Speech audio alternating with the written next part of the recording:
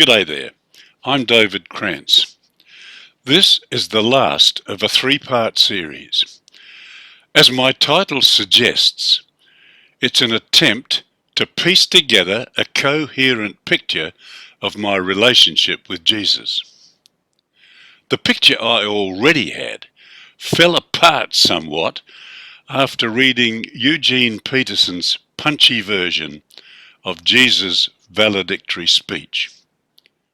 Cop this. You can do what I can do. You can do it better. I'm giving you the job. You can count on it. Now, outperforming Jesus sounded too far-fetched to take seriously, whereas doing my bit, for whatever, sounded fair enough. The obvious gap challenged me to lift my game. I logged my reflections on some of the how-to steps in a YouTube called Not the God I Grew Up With. Those steps included possibilities drawn from a newfound interest in quantum consciousness. One such how-to was about distance healing. I talked a bit about that in part 1 of this series, The Mind of God and Me. The mind of God is a recognized alias for quantum consciousness. Even a general comparison between the mind of God and the traditional God evoked a swag of questions. It also prompted some successful experiments with distance healing, as well as a few duds. In an attempt to figure out why some and not others, I delved more closely into the mechanics of the quantum world and logged the detail in part 2 of this series. Consciousness, the mind of God and creativity. There was more understanding and more questions. My answers came from several sources. A powerful dream. Gleanings from scientific, philosophical and theological perspectives. And from the spiritual guide, A Course in Miracles. The blend helped me to redefine the task, identify new pieces for my jigsaw, and see where they all fitted. As a novice, my attempts at clarifying this quantum stuff tend to feel a bit like paddling in quicksand. But in the struggle, it seems that each insight into quantum phenomena helps dissolve the distinction between the natural and the supernatural. The divinity of the secular becomes more evident.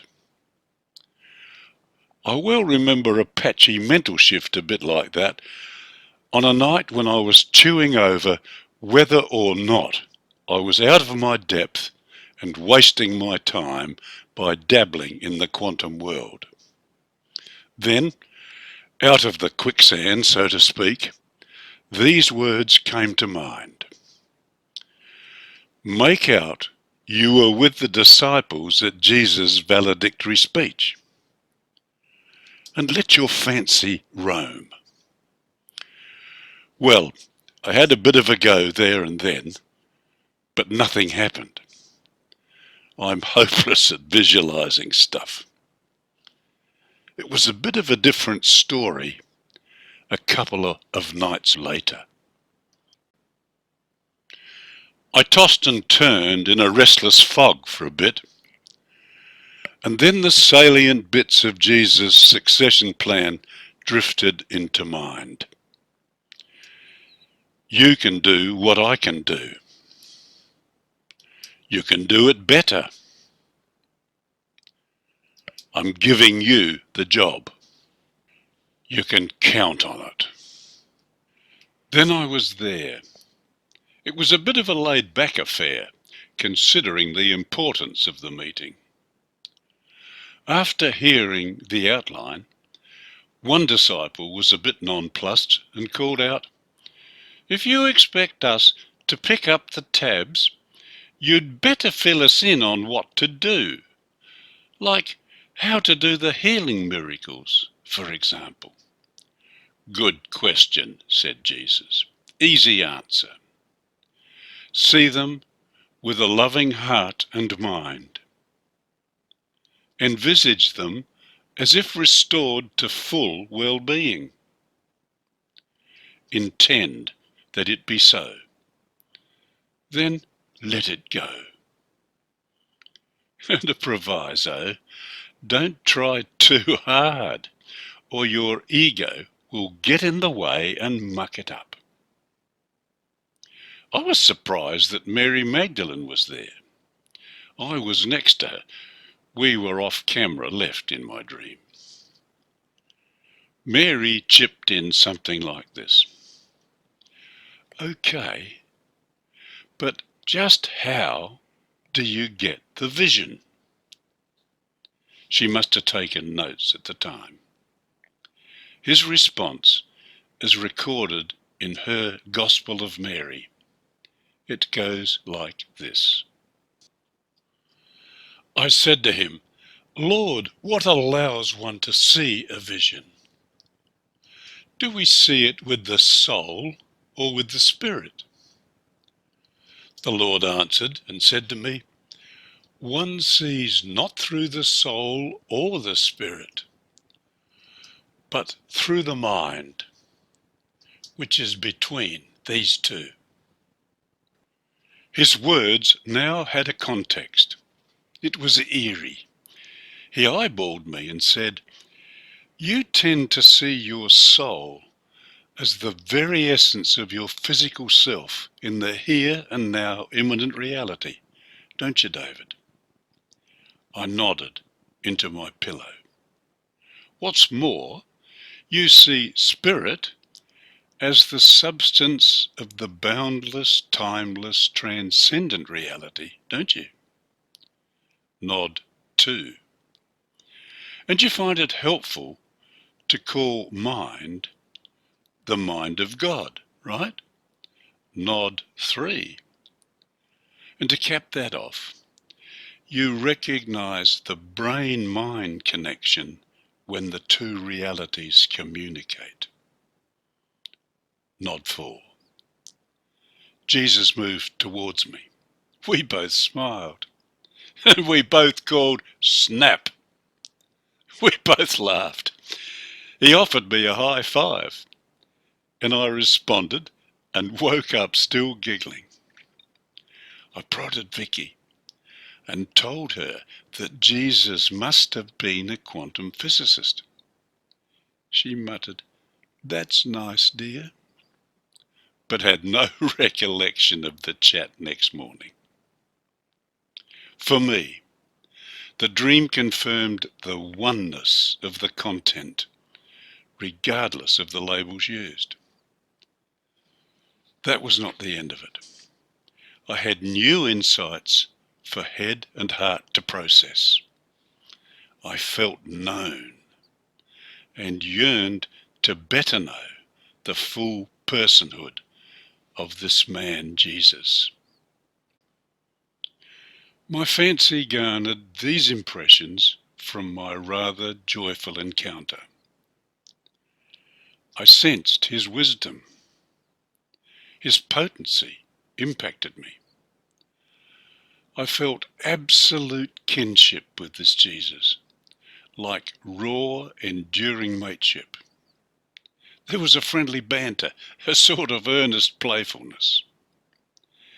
He was certainly a lot more fun-loving than his biblical biography portrays. I actually wondered if he was some sort of practical quantum physicist. Here's why. Our joint snap confirmed his familiarity with quantum terms.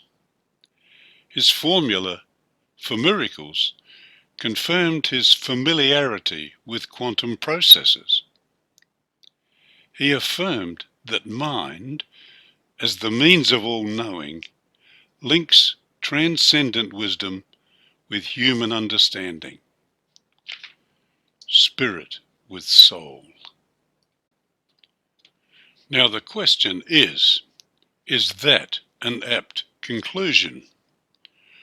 Or was he just some sort of miracle worker? I grew up believing that miracles were divine acts beyond our comprehension. Then, in my 30s, I studied a bit of philosophy and thought that I could explain them away. I couldn't.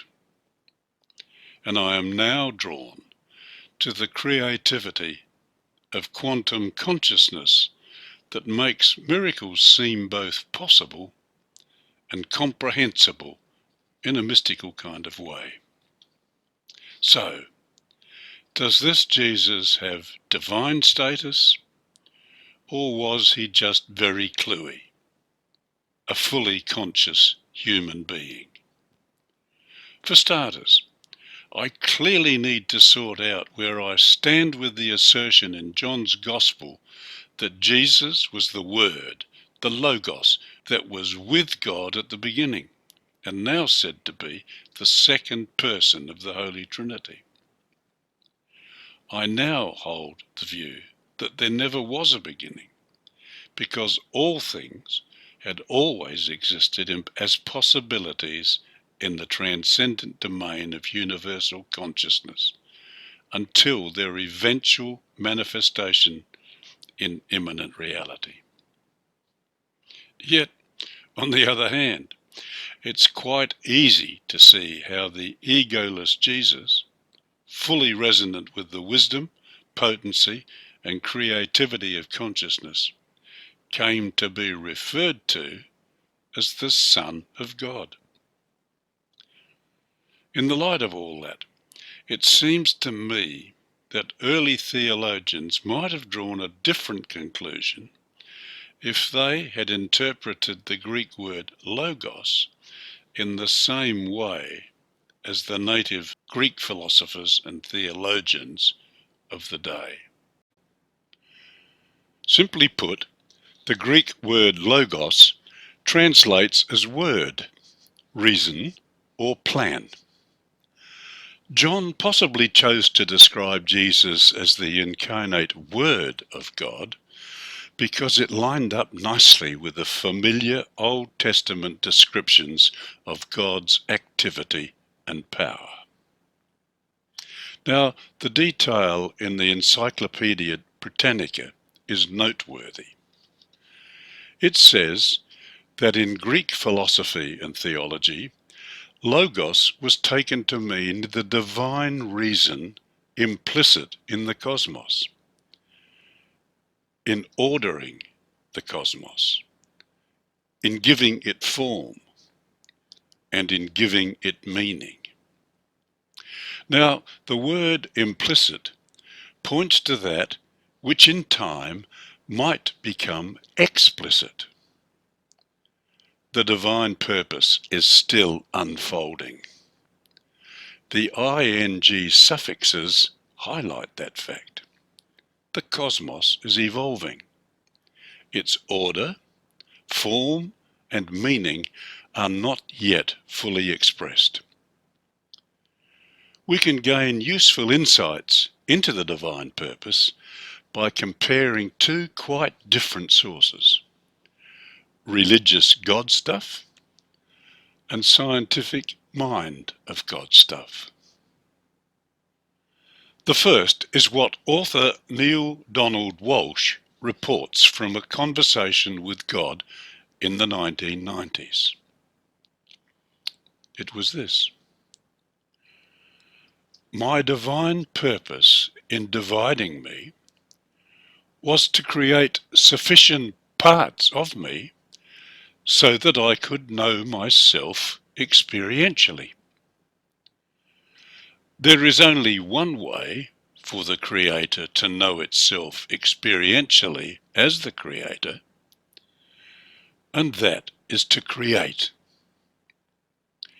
And so I gave to the countless parts of me, my spirit children, the same power to create which I have as the whole.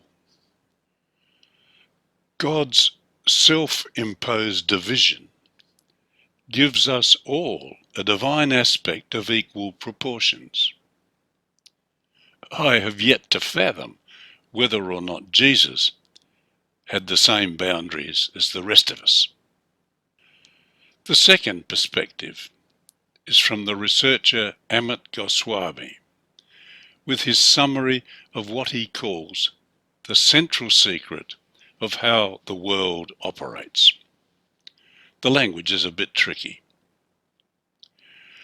Manifest reality, the world of our inner and outer experiences, is run by one central intentionality: to allow quantum consciousness, God, to experience its subtlest aspects, the supramental archetypes, such as love, in gross manifestation. As I see it, differences in the language tend to mask remarkable similarities, such as, point 1, God is centre stage in both. Here, all the personal pronouns relate to God. Here, quantum consciousness and God are interchangeable terms. Remember that for Goswami, God means quantum God or mind of God. Point 2. Each God is a purposeful creator. Here, it's my divine purpose. And here, there is one central intentionality. Point 3. Each created humans. Here, we are known as spirit children. And here, our humanity is known through our inner and outer experiences. Point 4. Each empowered humans. Here, creative power is gifted to each of us. Here, our creativity is our expression of supramental archetypes, like love. Point 5. The divine purpose of each creator is to experience selfhood, both here and here. Point 6. Their experience is generated by the humans they created and empowered. Here, in each countless part, and here, in the lives we manifest in the here and now gross world. The similarities are compelling. Let's review the summary points. As we've seen, there's a remarkable similarity in the meaning, if not in the vernacular. The first point is that God is centre stage in both. Secondly, each God is a purposeful creator. And then each created humans. Each empowered humans. And here's the clincher. The divine purpose of each creator is to experience selfhood. Their experience is generated by the humans they created and empowered. That's us. I recognise that Walsh's profile of God is not mainstream, but in my view, its congruity with the scientific view gives it a credibility that must be taken into account. Having seen the consistency of purpose, I am left with this reflection. If God gave the fullness of his power to each of his countless spirit children, then either the historical Jesus is no more divine than the rest of us, or he was a special ring-in with extra power, or the rest of us have yet to come to grips with what it means to be as fully human as Jesus was. Evidence yet to be discussed diminishes the probability of the ring-in option. So for me, the fundamental question now becomes, what does it ultimately mean to be fully human? Philosopher Ken Wilber has detailed a comprehensive way of charting personal profiles against two key aspects of consciousness that he calls grow up and wake up. Simply put, growing up builds in progressive stages from narcissistic infancy through egocentricity, where it's all about me, to ethnocentricity, where each me is shaped by its ethnic culture and national traditions. Then, as perspectives and competencies expand, growing individuals embrace planet centricity, where the sense of personal separation diminishes within the global community until, in the final stage of development, the sense of self dissolves into a oneness, cosmocentricity. Wilber details 9 stages of growth that peak at unitive, the stage of enlightenment, of supermind. In essence, waking up recognizes 3 distinct states of being that progressively awaken our awareness of life, as if a kind of dense fog lifts in stages. The densest state is the gross state, where we don't see beyond the material, emotional, and relational realities.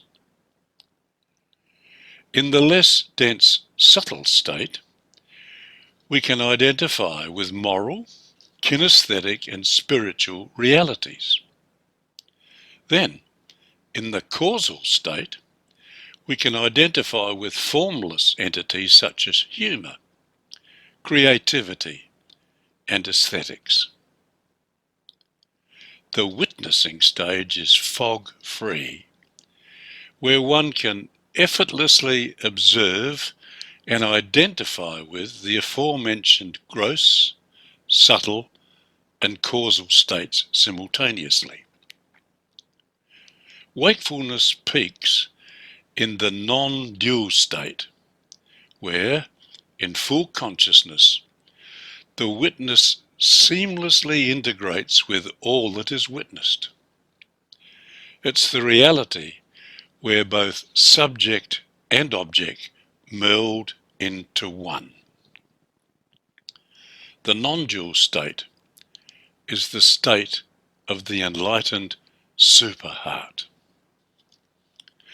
Against those parameters, it's easy to see that supermind and superheart intersect to profile the enlightened superhuman. In part 1 of this series, I preferred the term fully human to superhuman and ascribed that status to Jesus, who modelled what all humans might become, if not now, then at some future state of development. Meanwhile, most of us will fit somewhere in here, depending on our age, motivation, circumstance, or other predisposing factor. With growth spurts, perhaps, from a particular spiritual experience or dream, or perchance through recovery from a near-death experience. You can find a more detailed account of Wilber's developmental programs on the net at AQAL. But for now, I want to share the evidence that persuades me of the probability that Jesus and three other notables, Buddha, Krishna, and Zoroaster, were no more divine than the latent potential in each of the rest of us. The evidence affirms their status as fully enlightened humans, all spiritual leaders, but not gods. This one-page map of consciousness summarizes 20 years of research by David Hawkins. It's his work that calibrates those leaders as fully enlightened humans, divine but not deities. The chart's a bit of an eyeful, so a quick overview is in order. The ascending levels reflect increasing awareness that we are conscious beings. They are rather like a detailed measure of Wilber's wake-up states. The degree to which we are conscious of consciousness mirrors all aspects of who we are. Let's look at a couple of examples. People who live in a state of constant fear have very little awareness of their link to consciousness. They view life as frightening. Their pervasive emotion is anxiety. Their process, that's what they typically do, is withdrawal into a fog. Further up the scale, at the level of reason, life is seen as meaningful. At this level of consciousness, the process is abstraction. Bits and pieces are noticed, questioned, juggled, and interrelated where possible in order to experience a deeper understanding. Notice the difference in the way that God might be seen. The fearful are likely to see God as punitive, whereas at the level of reason, the meaning ascribed might acknowledge a wisdom source beyond oneself. Each level is calibrated on a logarithmic scale. This means that the increments between levels are not the same. Notice that at the bottom, the gap is a mere 10 points, from 20 to 30, whereas between the top levels, the gap is 400, from 600 to 1,000. This reflects how potency expands in increasing bigger bites in the approach towards enlightenment. The green arrows cover ratings above 200. Hawkins calls this group power. The calibrations below 200 he labels as force. This is a critical distinction. True power just is. It emanates from consciousness itself. Force is movement to overcome friction. Consider the issue of social disturbance. Force treats it with laws, prohibitions, policing, which in turn may polarize sectors of counterforce. On the other hand, power heals by dealing with the underlying causes. Consider the partition of India in 1947. Hawkins calibrated Gandhi at 760 and the might of the British Empire at 175, and concluded that whenever force meets power, force is eventually defeated. The big question is, how were these calibrations derived? The answer is intriguing. Hawkins simply asked consciousness, and consciousness answered in its own way through subtle energies that are sourced from the supramental, that manifest non-locally to influence the muscle tissue of our bodies in ways that recognize differences between true and false statements. Our muscles strengthen to answer true and weaken to answer not true. This is the essence of kinesiological muscle testing. In a similar way, the same subtle muscular variations can influence a handheld pendulum. Any small arm-hand movement that may be visible during the testing is totally involuntary. Let me demonstrate how consciousness verifies Hawkins' conclusions. To test the truth or falsity of any statement, all you need do is ask consciousness. Call it God, if you like, and it will acknowledge the veracity one way or the other through subtle energies of the universe that manifest non-locally in the musculature of the body. Those movements can be amplified, the movements, whatever the muscles do in my fingers, quite involuntarily, let me tell you, to make it rotate clockwise if it's yes, anti-clockwise if it's no. Let's just sneak up on the Jesus question. Does Jesus calibrate at 900 or above? Clockwise? Yes. Does Jesus calibrate at 1000 or above? Can't make its mind up. No, yes it can. It's no. Why? I overstepped the mark. Let's just see. Does Jesus calibrate exactly at 1000? Yes, it does, clockwise. Let's try and sneak up a bit. Does he calibrate? Couldn't he calibrate at 1001? No, he couldn't. Afraid not. What's that say? It talks about the full humanity of Jesus, but not above. Let's see. Is Jesus a deity? No, he's not. But he's fully human, right? Yes, he is. Pretty interesting stuff.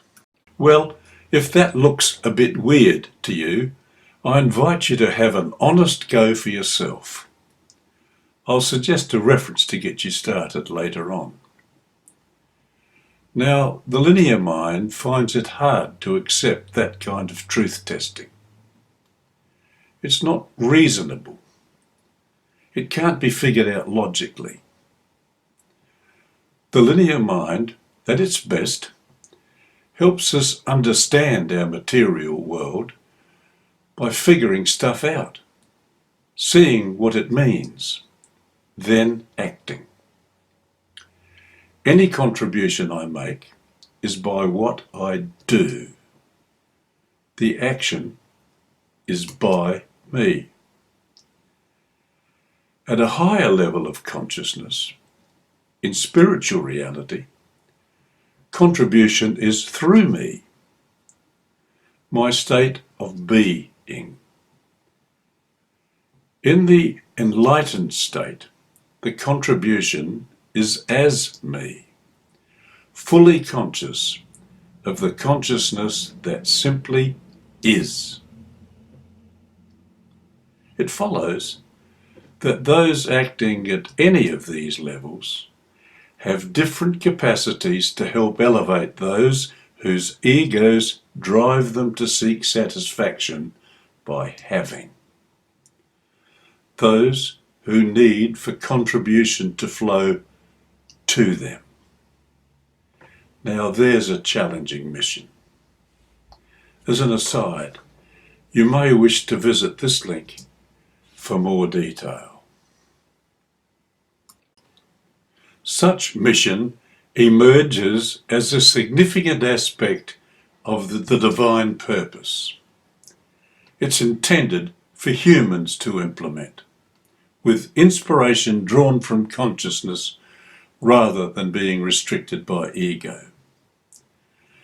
Now, having both asked the question and concluded that Jesus is fully human, I need to re-examine my understanding of the resurrection story. Any reframing of that must firstly match the same process that the rest of us will go through when we die. And secondly, it must offer a plausible explanation to the countless numbers of people who sincerely report their ongoing, meaningful, and loving relationship with Jesus of Nazareth. So what happens when we die? Much has been written in answer to this question between the Tibetan Book of the Dead, whose wisdom closely matches Western findings, pioneered by researcher Raymond Moody, whose book Life After Life analyses lots of near-death experiences. Then there's neurosurgeon Eben Alexander's best-selling Proof of Heaven, and his latest Living in a Mindful Universe, that both add clarity to the process. Tucked in this time slot is Darrell Reaney's Music of the Mind. Not the latest, but for a novice like me, its text unfolds scientific insights in poetic terms that give understanding to the context, clarity to the content, and depth to the meaning. My intention is to outline the process as simply as I can from my pondering over Reaney's analysis. Throughout our lifespan, we trace two historical recordings, Worldline and Songline. They are different but interactive. Worldline is about physical stuff. It honours the unifying stardust from which we derive, plus the self that we have created through time by our thoughts, ideas and actions, including our ego that acquires stuff, indulges appetites and defends our sense of separateness. Collectively, these tangibles fabricate our self-image, our picture of the world. Songline is about non-physical stuff. It's life's track record logged in consciousness, but for the most part, it shrinks from our awareness in little c consciousness. The research reveals that at the onset of death, there is a sense of separation from the body. Reports like this are common. I was still me, but I was looking down at the medical team working on my body. When the brain dies, it can no longer collapse the possibility waves that created the worldline experience that we know as self. So we stop making our picture of the world and come to know the essence of the universe in the consciousness of Songline. This shift is frequently said to be like travelling down a tunnel towards a bright light that is both loving and peaceful. In this process, our song line bursts into the fullness of knowing.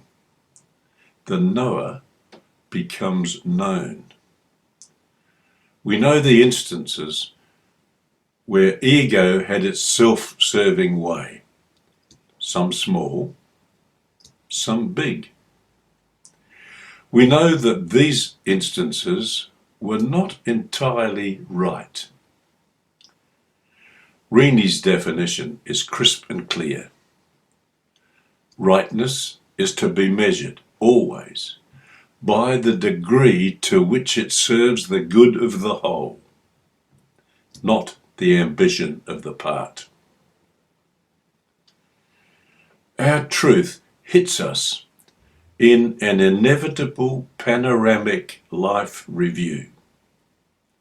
We feel the joy that right acts have given others. We feel the pain that not right acts have inflicted on others. Rightness is the yardstick that scrutinises our review, but it's not our judge. We are not judged for our lapses of rightness, but by them. Nor are we judged by an external God, but by our harshest critic, ourselves. It's not unusual to hear someone who's recovered from a near-death experience making a significant shift in lifestyle, from self-serving ambition to dedicated contribution to others. Now, the reality is that only the rightness of our lives can be sustained in our songline. It alone can resonate with the fullness of love that fills the universe. That which is dissonant simply falls away. There is no vibrant resonance for it to endure. It's through harmonic resonance that we add voice to cosmic song and thus contribute to the whole. There seems to be no option. As Rini puts it, each of us is a locked-in contributor to the ongoing integrity of the physical universe. It's worth taking time to ponder the significance of the songline of the contributor Jesus of Nazareth. During his lifetime, the influence of the fully human Jesus was limited to regional areas for 3 short years. In death, his songline was eternally locked into consciousness as encoded energy in a kind of databank that biologist Rupert Sheldrake has dubbed a morphic field. The reference at the bottom is a good introduction to Sheldrake's work. For me, it helps to envisage this morphic field as a section of a metaphoric cosmic library, where the author, Jesus, is perpetually accessible for dialogue of all kinds and is ready to download insights and intuitions to receptive subscribers. Vast numbers of people have testified to this kind of meaningful relationship over millennia. However, I still have a need to explore the full significance of both the crucifixion and the resurrection events. The book, A Course in Miracles, offers new insights and redefines some key traditional views. In all of my 89 years, I've never yet heard mention of the text A Course in Miracles in any religious setting. Yet the text is a real eye-opener. It all began like this. Dr. Helen Schucman professor of medical psychology at Columbia University, didn't get along too well with a colleague, Dr. William Thetford, either personally or professionally. After a particular dust-up, both were fed up and both wanted to patch up. Both agreed that there had to be a better way of interacting. Soon after that conclusion, Helen heard a compelling inner voice that told her, and I quote, "This is a Course in Miracles.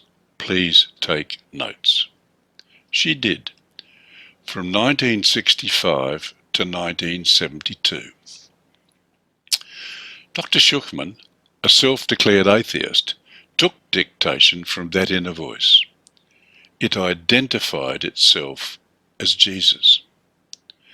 Now, to me, that sounds like a massive download from the Jesus morphic field. Dr. Thetford arranged her notes into a coherent form that was first published by the Foundation for Inner Peace in 1976. Here's the current ebook reference. It's a difficult read. Alan Cohen's A Course in Miracles Made Easy is a helpful introduction. The original version redefines traditional views in a way that I find both enlightening and liberating. Others may not. My head reeled a bit as I tried to visualize a rationale for the Course. My musings kicked off by recalling God's declaration to Walsh. Recall that to appreciate his creatorship, he decided to divvy himself up into countless parts. That's each of us. Then empower us to do the job, so that he would get his jollies. A problem, says God. Unless I give them free will, it will actually still be me doing the creating. Okay, I'll grant free will. Hang on a minute, God says to himself. With free will, any of my spirit children can choose to create either my way or their way. Their way is ego-driven. Ego puts self first. It separates, and that's not love's way. When egos defend their own patch, they all get a bit edgy. Suspicion, then fear emerges between egos. And fear is the antithesis of love. God was on a roll. Fear feeds perceptions that are illusions. Ultimately, love is the source of all reality. Love creates reality, whereas fear generates miscreations. God reminds himself that as far as he's concerned, miscreations are simply errors that can be corrected, not sin, as fear has led many to believe. God cogitates further. Correction will occur by learning how to shift from illusory fear to substantive love. When this learning is achieved, graduates will see fear in others as simply a call for love. When all have learned this, they will, of their own free will, choose my way. QED. Jesus got the job of heading up the educational program. The learning goal is clear. It's to appreciate, acquire, and apply the skills that overcome fear with love. Resources for the program are first class. Let's overview the teacher profile, the relevance and scope of teaching materials, and the nature and availability of student support. The master teacher is fully human. He's one of us. He's been there and done that. He's demonstrated mastery in overcoming fear with love in all situations. He earned his stripes on the first Good Friday. This is how he put it to Dr. Schuckman, and I quote, "The crucifixion was the last foolish journey that the sonship need take, and that it should mean release from fear to anyone that understands it." He continued, "I elected, for your sake and mine, to demonstrate that the most outrageous assault, as judged by the ego, did not matter. I was finally killed. It was perfectly clear that this was only because of the projection of others who didn't know what they were doing." End of quote. That's worth noting. Jesus chose to personally experience love ousting fear and forgiving the unknowing whose ignorance he saw simply as a call for love. Furthermore, his ability to show empathy is well known. It's the quality that enables one to enter another's world. It enables teachers to meet learners where they are, to get their picture, to learn their fears before sharing their picture. It's in these exchanges that learners come to appreciate the value of the skills. Such insights motivate learners to acquire the skills and experience their benefits. This both encourages and equips them to apply the skills for the collective benefit of all. Since learning starts from where the learner is, there is no other place to start. The course text, A Course in Miracles, is a compendium in 3 sections: a theoretical text, a workbook for students, and a manual for teachers. The text describes how the reality of love disperses the illusory perceptions of ego. It updates historical material that biblical biographers had either omitted or misinterpreted, and where appropriate, redefines some key definitions. The workbook details simple sub-steps of the desired skills and offers daily exercises, all 365 of them. The manual describes how learners can become teachers. Student support is top drawer. At Jesus' death, his songline was locked in to consciousness, whereafter the Jesus morphic field became universally accessible to offer personal support and individual coaching 24/7. Well, I've now learned enough about the crucifixion to get rid of the question mark. By forgiving his persecutors on that last foolish journey, Jesus demonstrated both the potency and nature of love as the antidote of fear. That act of love clinched his mandate to teach. That act of love was the miracle that launched the atonement, which is just one of a number of terms that the Course reframes. Atonement is about reinstating a fragmented whole.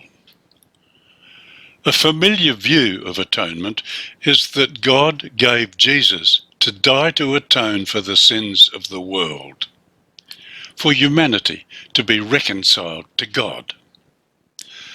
The course text sees atonement as the restoration of the integrity of mind, which in turn leads to the undoing of fear. So, how does mind need to be restored? And where does fear come in? Let's review what we know about mind. Let this represent the all-knowing universal mind, the mind of God. Big C consciousness.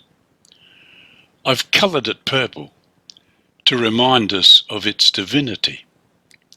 Its dynamic is love. Now, we know that our individual minds nest in the mind of God. He is mine. I called it little c consciousness. It's black because most of the time I'm unaware of my mental whereabouts. I get busy with personal ego-driven stuff, including fearful stuff. But nowadays I'm practicing by intention to align my mind with the mind of God. In that togetherness, fear fades. It's purple again. It's the state of being from which to launch miracles, which the text defines as any act of love. I must say that I find it hard to sustain the connectedness, but I sense that each period of mind-to-mind resonance feels rather like an excursion into the atonement. That is the unified at-one-ment. The Course notes spell out that when the atonement is complete, that's when everybody resonates with divine mind all of the time, all will be healed. Heaven on earth, so to speak. Our individual pursuit of atonement triggers our resurrection. I quote from Jesus' notes. Your resurrection is your reawakening. I am the model for rebirth. But rebirth itself is merely the dawning on your minds of what is already in them. Unquote. We get a hint of what's already in them in times of major crises. It's the outpouring of spontaneous compassion from our true selves. This, then, is our salvation. It's our choosing to go back to the state of pure love, at one with a loving God.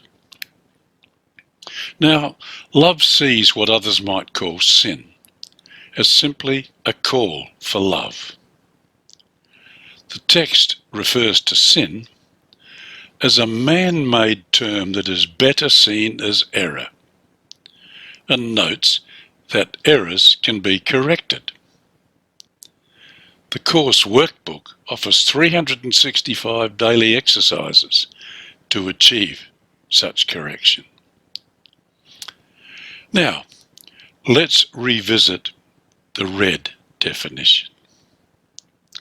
Here, the individual experience of atonement is of being loved, just as we are, and for what we might become. It's an act of spontaneous grace as Big M mind resonates with its smaller nestling. But for me, and seemingly for others, in spite of that reality, we quite incorrectly see ourselves here. We're separate. Individually, we may still hold the vision and pray for it to come, but we tend to renege on the means of its implementation. We ask God to do what we have been empowered to do.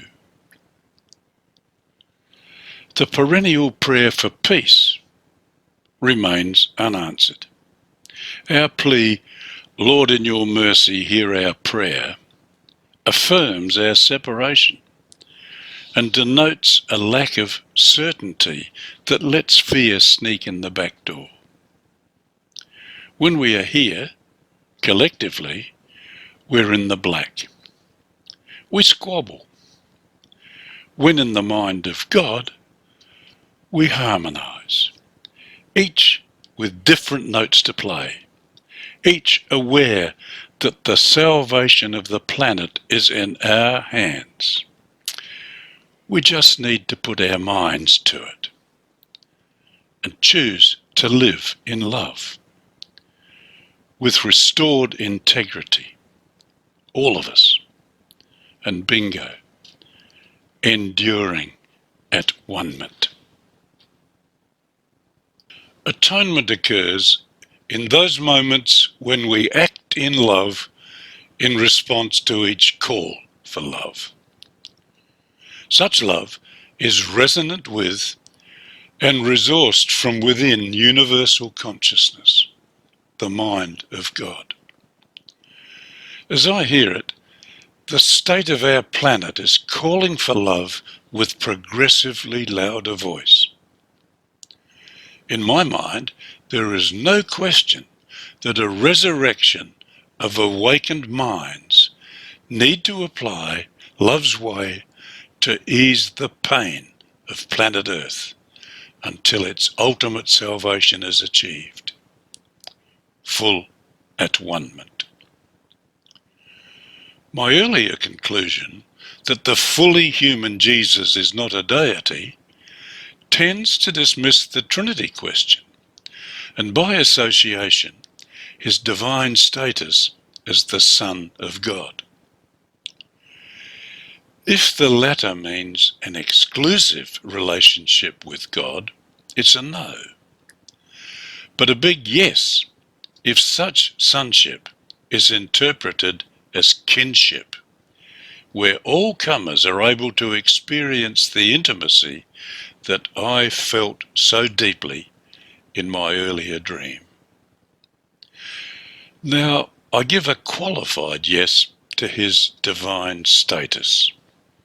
Why qualified? Well, the core assurance throughout my exploration is that the very essence of consciousness is love. And love is the hallmark of divinity. One can only conclude that all is divine, latent, if not yet fully manifest. I set out on this venture with foggy doubts, hoping to gather tools to improve my efforts in the Jesus succession plan. I've clarified my picture. I'm refreshed by my pilgrimage and rewarded by its insights. The words that Peterson put in Jesus' mouth have a different flavour now. You can do what I can do. Well, some of it I can. I've experienced love, both in ousting fear and in the spawning of miracles. You can do better. That still sounds impossible, if it means the way it sounds. But for me, it simply means that I can now love others better than I used to. I'm giving you the job. I've taken it. It's easier than I thought. All I have to do is keep asking, what would love do next? Then do whatever comes to mind. You can count on it. He's a man of his word, and that's good modelling for me. So what of this blank? The patient future lies blank ahead. There are things yet to do, possibilities yet to manifest. Here's a big one that came to mind right from where insights come from. It's of institutions of all kinds taking stock of their policies and practices, their rituals and regulations, their liturgies and laws, all in the light of, and the fullness of, and under the one umbrella of cosmic consciousness, the mind of God, the non-segmented divinity. Just seeing the possibility increases the probability of its manifestation. Somewhere on the evolutionary timeline, a possibility along these lines will manifest into actuality. Till then, there's lots of love for multitasking miracle workers to share. They will see possibilities. They will give words to their vision. Love will show the way until the last transition. When children ask their parents, "What does fear mean?" and the parents will be stuck for words. This is by no means the end of the road. Just keep going till you get there. It's the top place to be at, one-ment. So thanks for making time to share my bits and pieces. I hope they triggered some helpful reflections of your own. So, bye for now.